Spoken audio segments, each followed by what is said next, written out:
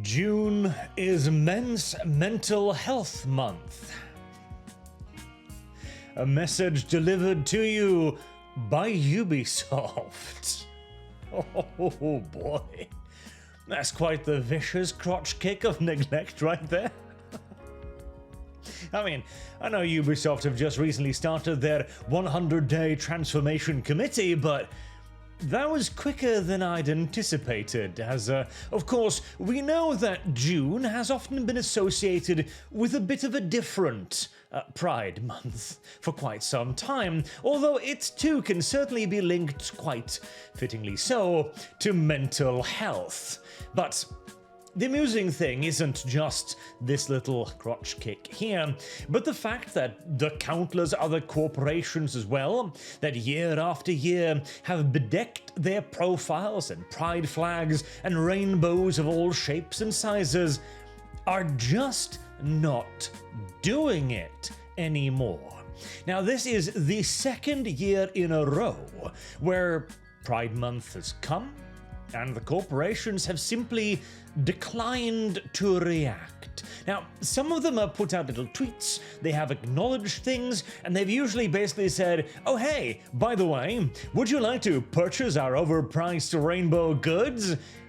But very, very, very, very few of them are actually taking any active steps whatsoever to acknowledge Pride Month. And these are pretty much all corporations that have done so in the past, who used to have a vested interest in the political agenda being pushed by Pride Month. And the big deal here, of course, is that these mega corporations, these were the things that actually popularized wokeism to begin with. It was brands like Jaguar and its Copy Nothing campaign. You remember that one? This was the kind of stuff that gave the progressives pretty much the only clout they could ever claim to have had. Because, as we've talked about again and again, and as we've seen again and again, the wokists do not have the ability to actually move the needle on anything. They can't make a product succeed. They can't make a TV show become a success or a failure. They have to rely on massive corporations to push their agenda, to embrace them, and to toe the line, in essence, and, well, basically to try and make it cool and socially acceptable, which Jaguar did with some truly hideous automobiles. Now, don't get me wrong, I know next to nothing about cars, but shit on a brick. That is a gosh darn ugly vehicle. That's the kind of car you wouldn't even steal in Grand Theft Auto. And it's also rather telling that since the absolute bomb of their Type 00 Steal Nothing campaign, they haven't even been on Twitter for, God, like 6 months or something. And it continues. BBC, which recently race-swapped their doctor, no pride flag there. Adidas, nope, nothing there.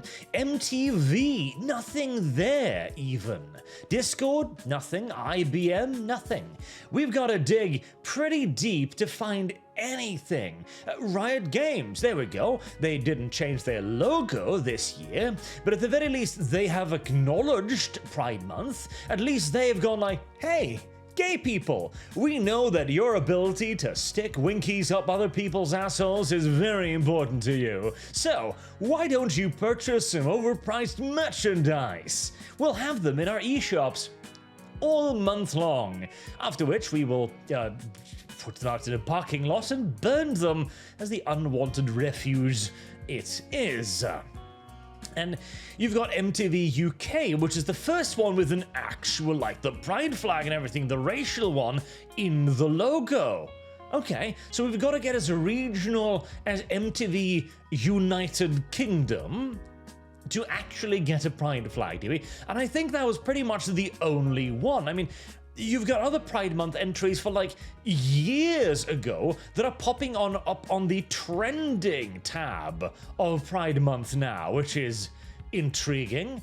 Sesame Street posted this, it's now been picked up as well, and oh boy. You know, if there is one thing that actually does make me worried for the resurgence of wokeism, it is shit like this. It is picking up entities primarily aimed at children's entertainment and then beginning to sour those in particular. As we talked about also today, the idea of things like NGOs, non-profit organizations like the World Health Organization, for example, which also have their little love is love. This, incidentally, is the reason why I do not take the EU's legislation on lolly being paedophilia very seriously at all. But hey, details.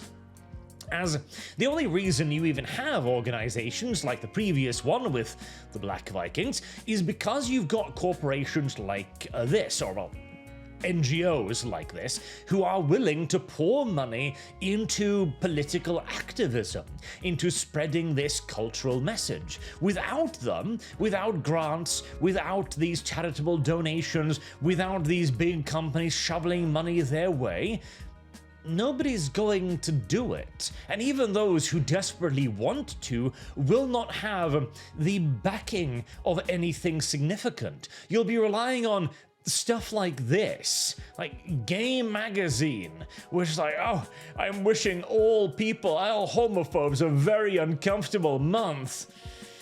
Returning to the topic of men's mental health.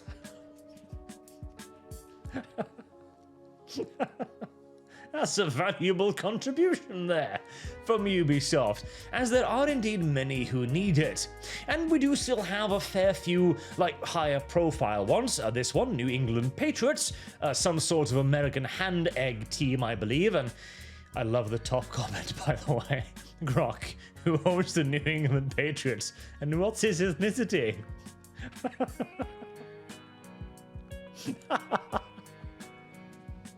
Listen, I'm not big on the whole the Jews run the world, but that is funny. It's just whew, that is funny. And I do like the Gillette as well, the best a man can get. So yeah, no, Pride Month, and I want to point out again, this is the second year in a row now, has no cultural impact on the corporations. It never really had any cultural impact at all. It was always a very forced event at the best of times, which was only brought to the public's view, really, because it was right there in your face, forced on you, because it was celebrated in schools, because it was made national holidays, because it was talked about for first a day, then a week, and then a month in order to artificially inflate it, to push it upon as many people as possible, and to, in essence, attempt to normalize it. That normalization has failed, miserably so, to the point where it is now more niche than ever. The companies, they might put up a little bit of a virtue signal here and there. There might be a message for the really ideological. And I want to point out, Riot Games as well is pretty much one of the most ideologically committed companies out there. Like, worse than Blizzard. And even Blizzard, all they did was put out a little 30-second snippet to go like, hey, we're still totally on your side or something. Just, you know, don't check out our main profiles or anything. The corporations are over it. The ones that embraced it are failing. The ones that still have the ability to pull away are doing so at light gosh darn speed, even as, like companies like Amazon, are cancelling their diversity investments. It's over. Wokeism as a cultural force is over now. It's done. It's not going to be a resurgence. It's not going to get back up on its feet again. Its only hope at this point conceivably would be to attempt to radicalize a new generation of kids, which they'll probably try, but with the denormalization of all of it, it's going to be harder than ever. Or alternatively, they might hope for some sort of public outcry after some sort of great tragic event, maybe? Although even then, I don't think it's going to work in the long term. We've already tried the whole play the victim card for a while now. Or they may pray that some sort of surviving entertainment entity might somehow bring them back to relevance, but with Doctor Who, Star Wars moving away from it, I just simply don't think it's going to happen. There seems to be no way back, and the best that the activists can hope for now is to dig their claws in, go underground, try to hide it out, last it out, pretend to be on board with everything else, and attempt to maintain some of the changes they have implemented. As that is something we have seen again and again in the past as well, where the left pushes hard, and then, once it is finally checked, the right does not have the balls necessary to root it out and drag it all, disgusting lumps, warts, and oozing orifices, into the light for disinfection. Although, again, that's the difficult part. As I've talked about previously, if we overreach, we simply become the bullies that the left declare us to be.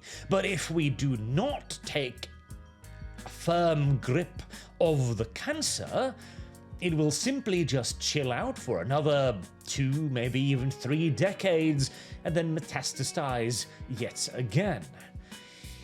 But for now, at least, as we have now seen that last year was not a fluke, this is indeed a developing trend, we can say with confidence that wokeism has lost the last few fragments of popular support it once had, and has also lost all of the corporate support it had. And as much as the left wing itself might cry about woke capitalism, of progressive rainbow capitalism as they call it, oh, these corporations, they don't actually care about us. That's correct. They don't care about you. They never did. They don't give a shit. The only thing they want to do is earn money, and you have deprived them of that for a decade at this point. They're not going to go back to you. And ideally, they might actually go where the audience is. And with DEI initiatives and general issue wokeist grants from governments drying up, there will be no other option. It's sink or swim now for many of these companies. Although, I will also point out that sink is an alternative. Companies like Amazon doesn't need Amazon Studios to live. It really does not. Companies like Disney might simply just be shoved off by the wayside, as only a handful of streaming alternatives survive. It will be interesting to see, but for now, I just wanted to gloat a little bit, because I did call this last year as well, and I'm glad to see it repeated this year too. Until next time. Thank you all very much for watching, and remember, we are winning, unquestionably now. So start thinking about what that means as well. Have a good day.